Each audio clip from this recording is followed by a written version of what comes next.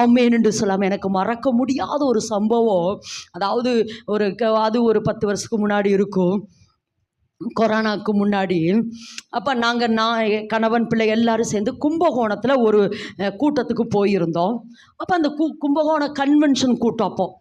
அப்போ எங்களுக்கு ரூம் போட்டிருந்தாங்க. பிரதருக்கு ஒரு ரூமு, எனக்கு பிள்ளைகளுக்கெல்லாம் ஒரு ரூம் போட்டிருந்தாங்க. அப்போ நான் அதிகாலையில், ஏன்னா எப்போவுமே அந்த மகிழ்ச்சி பெறலான்னா பிரதர் வந்து வெள்ளிக்கிழமை சாயந்தரம் கொடுப்பாரு, நான் சனிக்கிழமை காலையில் ஜெப மெசேஜை கொடுக்கணும். இப்படி தான் பிளான் இருந்தது. அப்போ நான் என்ன சொன்னேன், பிரசங்கத்துக்காக ரெடி ஆகணும்னு சொல்லிட்டு அதிகாலை 4 மணிக்கு எழும்பி உட்காந்து நான் என்ன சொன்னேன், ஜெபம் பண்ணிட்டு இருக்கிறேன். அப்போ ஜெபம் பண்ணிட்டு இருக்கிற பொழுது நல்லா என்னால் ஃபீல் பண்ண முடிஞ்சு. ஆவியானவர், இந்த ஒரு சில நேரம் இந்த அனுபவம் இருக்குமா, இந்த 2 நாள் இந்த அனுபவத்தை நான் ஃபீல் பண்ணேன்.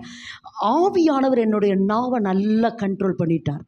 ஆமாம், அது நடக்குமா? நீங்கள் பேசிகிட்டே இருங்களே, அது கண்ட்ரோல் நடக்கும்.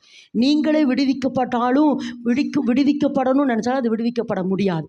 அப்போது நல்லா அந்நிய பாஷையில் நான் பேசிகிட்டே இருக்கிறேன். 3/4 மணி நேரமாச்சும், 1 மணி நேரம் ஆச்சும், 1.5 மணி நேரம் பேசிகிட்டே இருக்கிறேன்.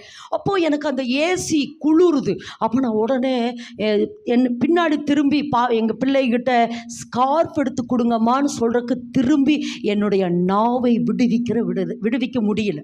தமிழ் வார்த்தையே வரல, அந்நிய பாஷை. ஏன்னா இது நடக்கும். ஆவியானவனுடைய நாவை என்ன பண்ணியிருந்தாரு, அப்படியே கண்ட்ரோல் பண்ணியிருந்தாரு.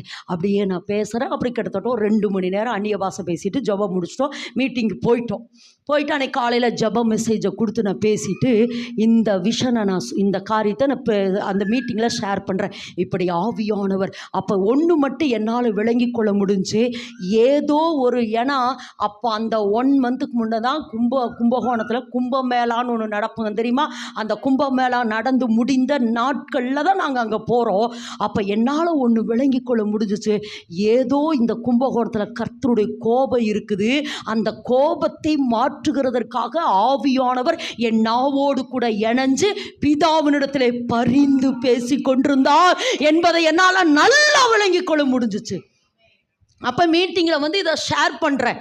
இப்படி நடந்தது அப்படின்னு சொல்லி, அதனால் கும்பகோணத்துக்காக கொஞ்சம் நேரம் பரிந்து ஜெபிப்போன்னு சொல்லி ஜெபமெல்லாம் முடிச்சுட்டு நான் ஒரு சிலட்ட அப்படியே பேசிட்டு தாங்க. அப்போ ஒரு பிரதர் என்கிட்ட வந்து சொன்னார், சிஸ்டர் இன்றைக்கு இதே அதிகாலையில் நான் ஒரு விஷன் பார்த்தேன். என்னென்னா, வானத்திலேருந்து ஒரு ரத்தம் விழுது.